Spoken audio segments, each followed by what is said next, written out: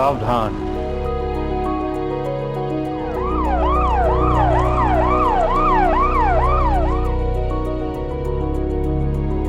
COVID-19 can be characterized as a pandemic.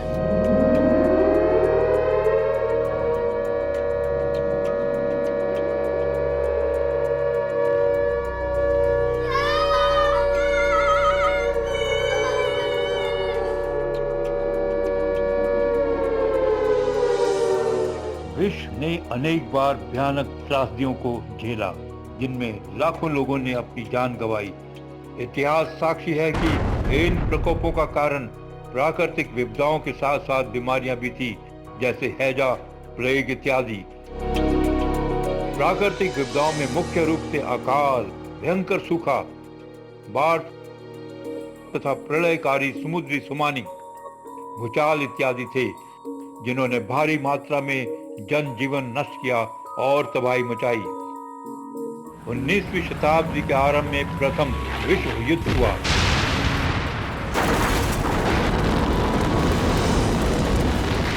उसके लगभग 20 साल बाद दूसरा विश्व युद्ध हुआ, जो सन 1939 से शुरू होकर 6 साल बाद 1945 में समाप्त हुआ। ये दोनों युद्ध नरसंहार और विनाश की अनेक गाथाएं इतिहास के पन्नों पर लिख गए हैं। इन युद्धों में लाखों सैनिक, असैनिक, स्त्री, पुरुष, वृद्ध और बच्चों ने अपने प्राण गंवाए। दूसरे विश्व युद्ध में केवल 3 दिन के अंतराल में लाखों लोग मारे गए और जापान के 2 बड़े औद्योगिक शहर हिरोशिमा और नागासाकी का पूर्ण रूप से नामो निशान समाप्त हो गया। इस मारक शक्ति का नाम था एटम बॉम्ब।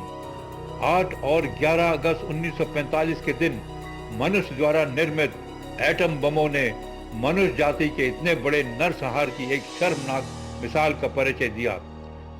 परंतु 75 साल के अंतराल के बाद उससे भी भयंकर तबाही का दौर आरंभ हुआ।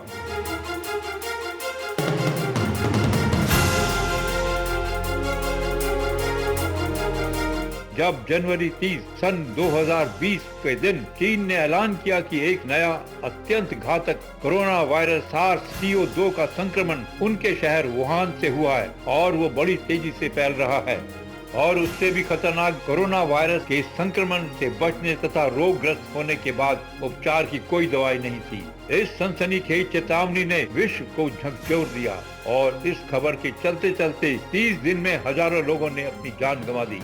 इस संक्रमण का आरंभ चीन के बड़े शहर वुहान की मांस बेचने वाली मंडी से हुआ, एक अदृश्य रूप में जो बड़ी तेजी के साथ चारों ओर फैलने लगा। इसमें जब कोई भी संक्रमित व्यक्ति जिस भी चीज को छू लेता है और किसी भी स्वस्थ व्यक्ति द्वारा उस चीज को छूने से, जैसे कुर्सी पर बैठ या घर के दरवाजे या हैंडल को छूने से या फिर रेल या बस के सफर में खांसते या छींकते समय संक्रमित व्यक्ति ये वायरस दूसरे लोगों को रोगग्रस्त कर देता है। मार्च महीने के पहुंचते पहुंचते कोरोना वायरस विश्व के लगभग 180 देशों में पहुंच गया और मृतकों की संख्या हजारों में बढ़ती गई।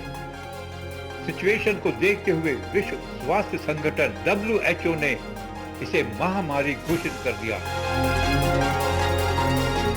लगभग 5 घंटे तक चली इमरजेंसी कमेटी की मीटिंग में public health emergency of international concern यानी PHEIC के डायरेक्टर जनरल ने कोरोना वायरस को कोविड-19 का नाम दिया और विश्व के देशों से इस भयानक महामारी से बचने की सलाह दी। We have therefore made the assessment that COVID-19 can be characterized as a pandemic. Pandemic is not a word to use lightly or carelessly. It's a word that, if misused, can cause unreasonable fear or unjustified acceptance that the fight is over, leading to unnecessary suffering and death. विश्व में अब तक 1,66,000 लोग अपनी जान गंवा चुके हैं, जिसमें America, England, France, Germany, Italy, Spain, Iran, China, Japan और साउथ अमेरिका प्रमुख हैं। नवीनतम समाचारों के अनुसार केवल अमेरिका में लगभग 17 मिलियन लोग बेरोजगार हो गए हैं। इसी प्रकार भारत की स्थिति भी बहुत बिगड़ गई। हमारे अनेक बड़े, मध्यम और छोटे उद्योग बंद हो गए और लाखों मजदूरी करने वाले लोग खाने से भी वंचित हो गए। ये महामारी रुकने का नाम नहीं ले रही। WHO ने अपनी एडवाइजरी में इस संक्रमण को रोकने के लिए कंप्लीट लॉकडाउन के साथ साथ आपसी दूरी बनाए रखने तथा मास्क का उपयोग करने का आदेश दिए। नवीनतम समाचारों के अनुसार सारी दुनिया के वैज्ञानिक प्रयोगशालाओं में रात दिन इस महामारी के उपचार तथा इसे रोकने की दवाई बनाने में लगे हैं, क्योंकि वो बेखूबी जानते हैं कि कोरोना वायरस के और गतिशील होने पर प्रलय का रूप धारण कर लेगी, जिसका प्रभाव जापान पर गिराए गए एटम बमों से भी कई गुना विनाशकारी सिद्ध होगा।